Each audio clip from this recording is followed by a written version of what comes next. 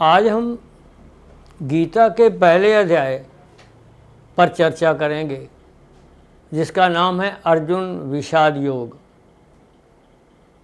जब महाराज युधिष्ठिर ने राजसूय यज्ञ का आयोजन किया तो दुर्योधन ईर्ष्या से जल गया। उसने अपने मामा शुकनी से सलाह की और पांडवों को हस्तिनापुर में जुए के लिए आमंत्रित किया। जुए में छल से दुर्योधन और शुकनी ने पांडवों का सब कुछ राज छीन लिया और उन्हें 12 साल का वनवास और 1 साल का अज्ञातवास में भेज दिया। और महारानी जो द्रौपदी है उसके साथ क्या हशर किया वो सब जानते हैं। जब वनवास पूर्ण हो गया तो पांडवों ने अपना आधा राज वापस मांगा।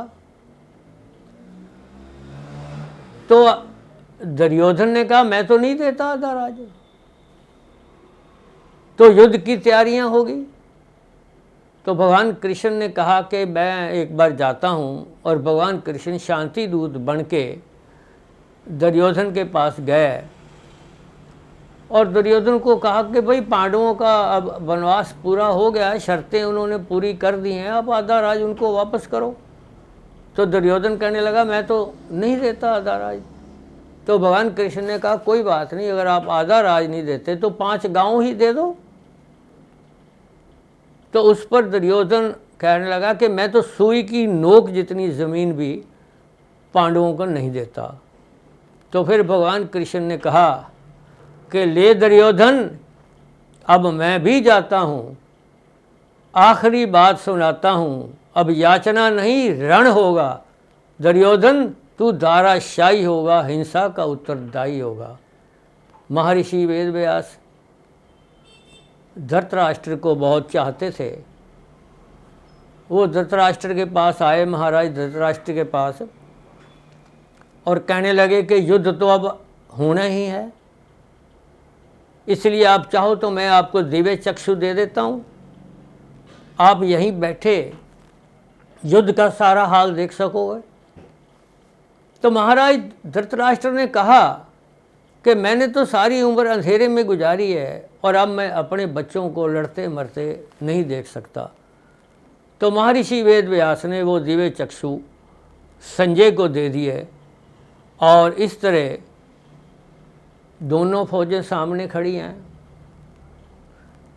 और जो फौजों के जवान हैं लड़ने वाले, वो ये सोच रहे हैं कि तेरा क्या होगा, तू जिंदा रहेगा कि मर जाएगा, और तेरे पीछे तेरे बच्चों का क्या होगा। और यही कशमकश में सारी फौज खड़ी है दोनों तरफ की। और उसी कशमकश में भगवान कृष्ण गीता का ज्ञान देते हैं अर्जुन को। आप समझो, क्योंकि जब आदमी कोई चौराहे पर खड़ा हो कि मैं इधर जाऊं या इधर जाऊं, और कोई आके उसको सही रास्ता बताए, तो वो बड़े ज़रूरत से ज़्यादा वो ध्यान देकर उसको ग्रैस्प करने की कोशिश करेगा, पकड़ने की कोशिश करेगा। तो इसी तरह भगवान कृष्ण ने भी ऐसे सिचुएशन में गीता का ज्ञान दिया। आप सोचो, अगर गोपियों को गीता का ज्ञान देते भगवान कृष्ण तो क्या वो पकड़ पाती।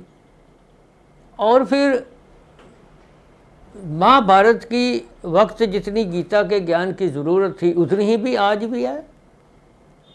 आज भी तो हालात वही हैं। माँ बेटे को मार रहा है, भाई भाई को मार रहा है, एक देश दूसरे देश के साथ लड़ रहा है, और ऐसे हालात हो रहे हैं। एक शायर ने कहा कि सारा जहां वीरान नज़र आता है, बस मौत का सामान नज़र आता है, नज़रें उठाकर देख लो जिधर भी हर तरफ शमशान नज़र आता है। तो ऐसे हालात हैं। गीता में कुल श्लोक 700 हैं, जिसमें 574 श्लोक भगवान कृष्ण के मुख से निकले हैं। 85 श्लोक अर्जुन ने कहे हैं, 40 श्लोक संजय जी ने और 1 श्लोक महाराज धृतराष्ट्र ने कहा है। वो पहला ही श्लोक है गीता के सबसे पहले अध्याय का पहला श्लोक।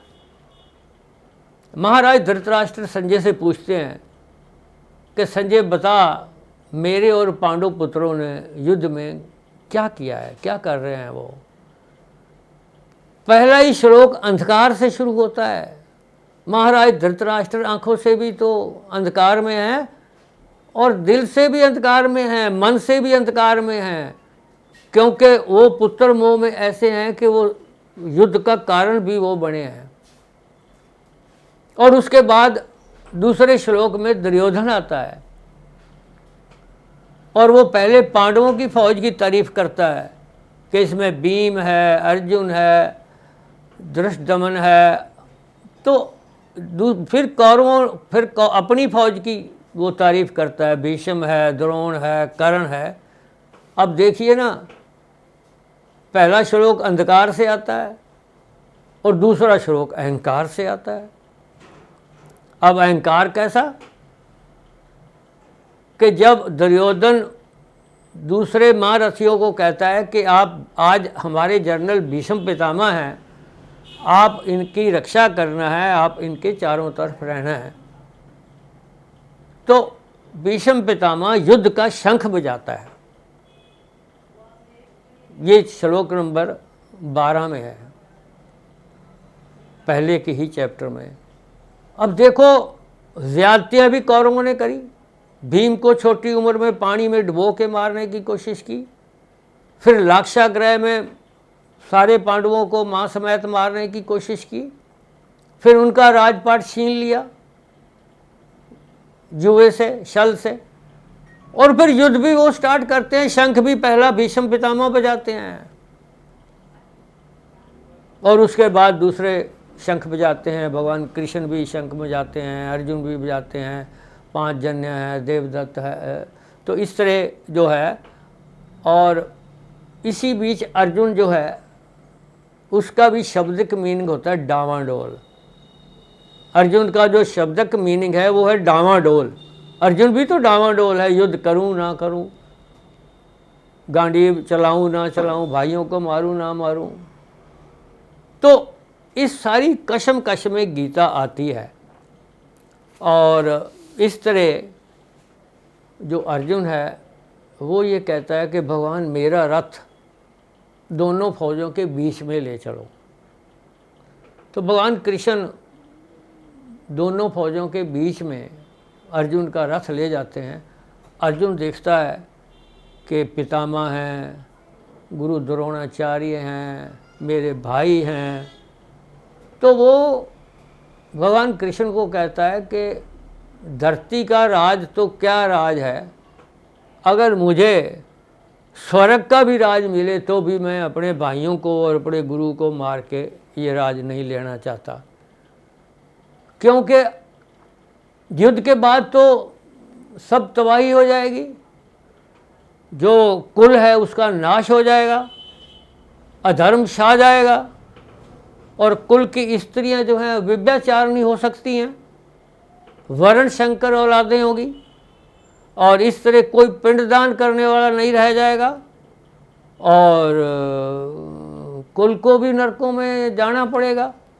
तो ऐसा युद्ध मैं नहीं कर सकता और मैं नहीं मार सकता।